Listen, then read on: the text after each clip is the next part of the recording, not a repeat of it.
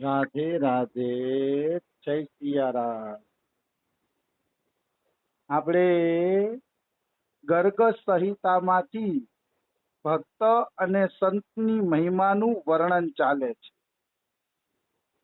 એમાં આપણે 4 શ્લોક પૂરા કર્યા હતા। 5મા શ્લોકમાં પ્રવેશ કરીએ। उनके दर्शन मात्र से मनुष्य कृतार्थ हो जाता है।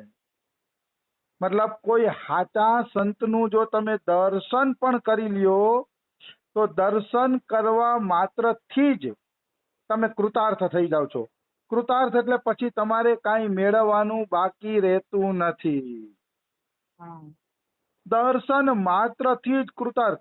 આપણે એમ થાય કે તો સંતોના તો ઘણાય દર્શન કરે છે, એમ નહીં। એ સંતની વાત છે કે જે ખરેખર ભગવત પ્રાપ્તિ કરી ચૂક્યા છે।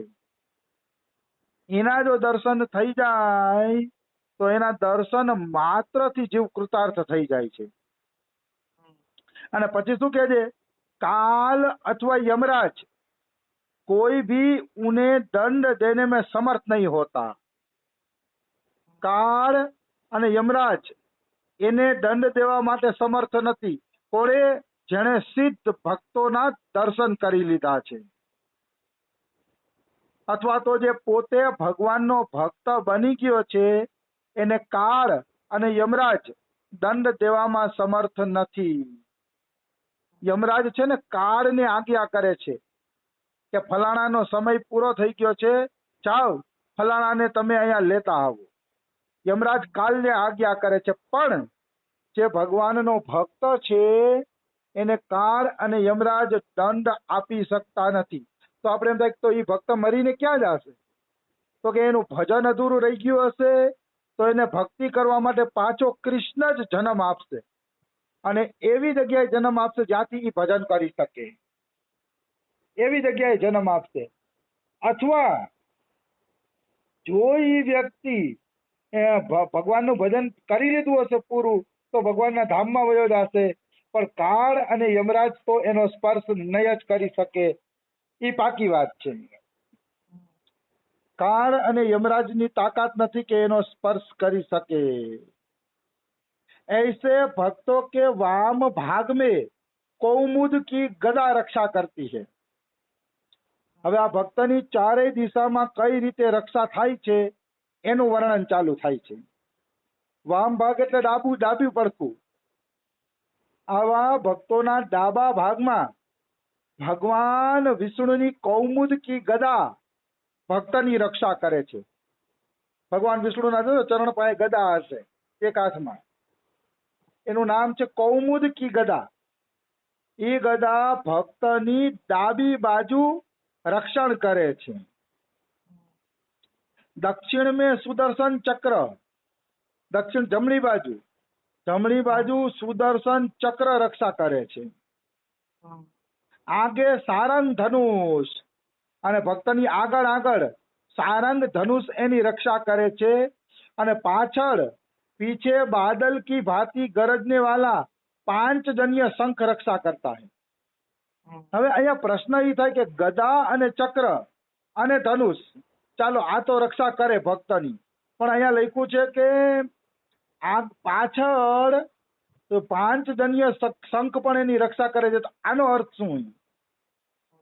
તો કે 5 જન્ય શંખ એ પણ ભગવાનનો સેવક છે અને એને ધનુષ હલાવતા આવડે, ચક્ર હલાવતા આવડે, ગદા હલાવતા આવડે, કારણ કે 5 જન્ય શંખ ભગવાનના હાથમાં છે, પણ આમ એ ભગવાનનો પાર્ષદ છે, એને બધી કળા આવડે છે।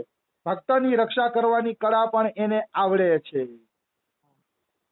એટલે આ જે 5 જન્ય શંખ છે એને ભગવાને ભક્તની પાછળ રાખ્યા છે કે પાછળથી તારે રક્ષા કરવી। આમ ભગવાને ચારેય દિશામાં શંખ, ચક્ર, ગદા અને પદ્મ નહીં પણ ધનુષ રાખી દીધું છે। પદ્મની જગ્યાએ ધનુષ છે। ભગવાનના ચારેય હાથના ચારેય હથિયાર ભક્તની ચારેય દિશામાંથી રક્ષા કરે છે।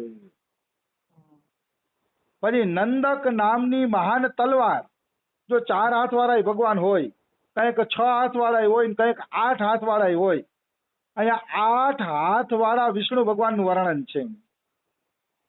એટલે 4 તો આવ્યું. 5મું નંદક નામની તલવાર ભક્તની રક્ષા કરે છે. સતચંદ્ર નામની ઢાલ ભક્તની રક્ષા કરે છે. અને અનેકો તીખે બાણ भगवान के ये सभी प्रधान प्रधान आयुध रात दिन सजग होकर उनकी रक्षा किया करते हैं.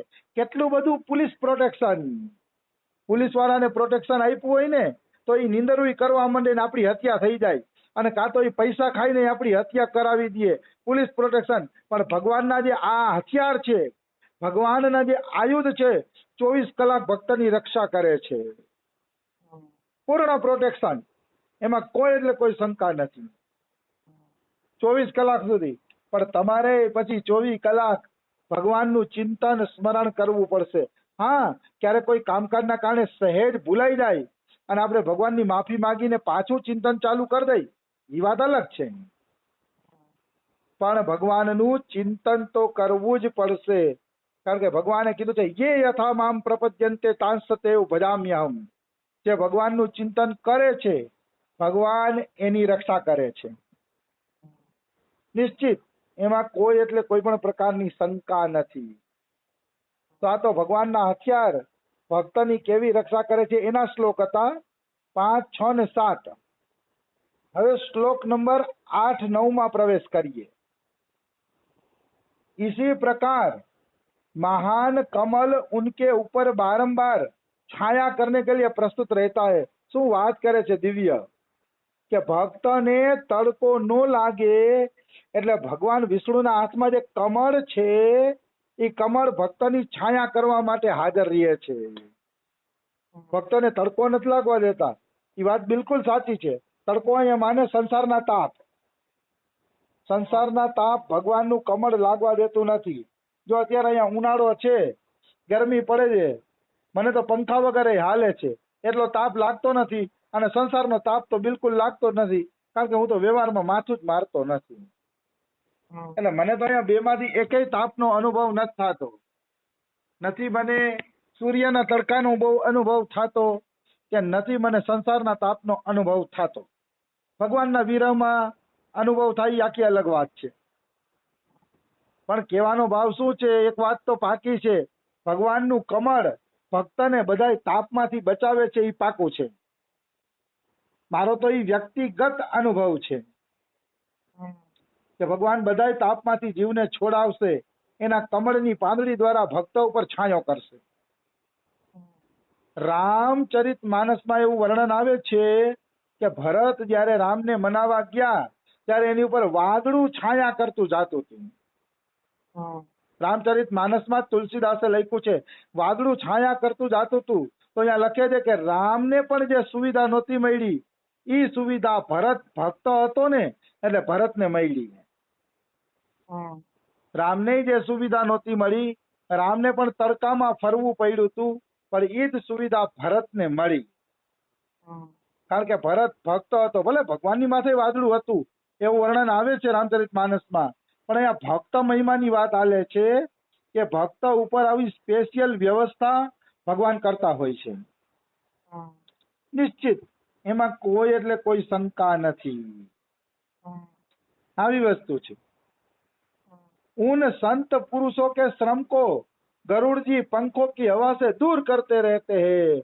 કેટલી દિવ્ય અને સુંદર વાત છે કે સંત પુરુષોને ક્યારેક શ્રમ એટલે થાક લાગશે તો ગરુડજી પોતાની પાંખોથી હવા કરીને એનો થાકોડો દૂર કરશે.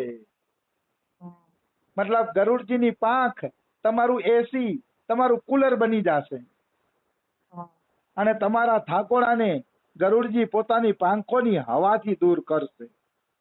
અહીંયા પ્રશ્ન થાય કે ભાઈ આવું જોવા તો મળતું નથી એમ. તો કે જોવા ક્યાંથી મળે? દિવ્ય રૂપે ભગવાન એવી વ્યવસ્થા કરે છે ને કે ભક્તો પાસે એસી છે, કુલર છે, ઇન્વર્ટર છે, બધું છે. એટલે ભગવાન જ્યાં ગરુડજીને ન મૂકવો હોય ને ત્યાં પછી પોતાની માયા દ્વારા આવી સેવાની વ્યવસ્થા કરી દે. પણ વ્યવસ્થા જરૂર કરી દે. જો તમે ભગવાનની કોઈ વ્યવસ્થા ન સ્વીકારો ને, એસી કુલર આ તે કોઈ, તો ગરુડજી પણ પંખાની હવા કરવા આવે અને નિશ્ચિત આવે. પણ જીવ એવો અભાગ્ય છે ને કે આ સેવા સ્વીકાર કરીએ એટલે ભગવાન કહે છે તો એના દ્વારા હલવી લ્યો, ગરુડજીને મોકલવાની જરૂર નથી. આવી વસ્તુ છે. પણ જો જીવ ખરેખર પૂર્ણ ભગવાનને આશ્રિત થઈ જાય, ભગવાનની વસ્તુનો જ ઉપયોગ કરે, તો ભગવાન પણ એની સેવા માટે ગરુડજીને મોકલી શકે છે. એવી વસ્તુ છે. પણ અમે ભક્તોનો એવો તત્સુખી ભાવ છે, એ વસ્તુનો ઉપયોગ કરીએ છે પણ ભગવાનને કષ્ટ દેતા નથી. આ પ્રેમ અલૌકિક વસ્તુ છે. એમાં ભગવાન ભક્ત માટે સેવા કરવા તૈયાર છે, અને ભક્ત એમ કહે છે કે ભગવાન વસ્તુ આપી દે પણ તું સેવા કરવાનો આવતો, તારું કષ્ટ અમારાથી જોવાશે નહીં. આવી ભક્ત અને ભગવાન વચ્ચેની એક વ્યાવહારિક વાત છે. આવી વસ્તુ છે.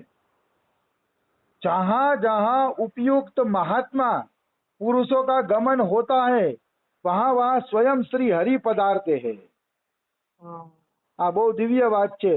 સુખદેવજી જેવા મહાપુરુષ, રમેશ બાબા અને અમારા બાબા જેવા મહાપુરુષ જેના જેના ઘરે પધારે છે એના ઘરમાં શ્રી હરિ એક દિવસ જરૂર પધારશે. એમ કે આવા મહાત્માના પગલા જો તમારા ઘરમાં થઈ ગયા, આવા મહાપુરુષના પગલા જો તમારા ઘરમાં થઈ ગયા, તો એ મહાપુરુષના પગલે પગલે એક દિવસ સાક્ષાત ભગવાન પણ તમારા ઘરે પધારશે, નિશ્ચિત પધારશે, એમાં કોઈ શંકા નથી. જો આવા સંતના પગલા થઈ ગયા તો તમે પૂર્ણ વિશ્વાસ રાખી શકો છો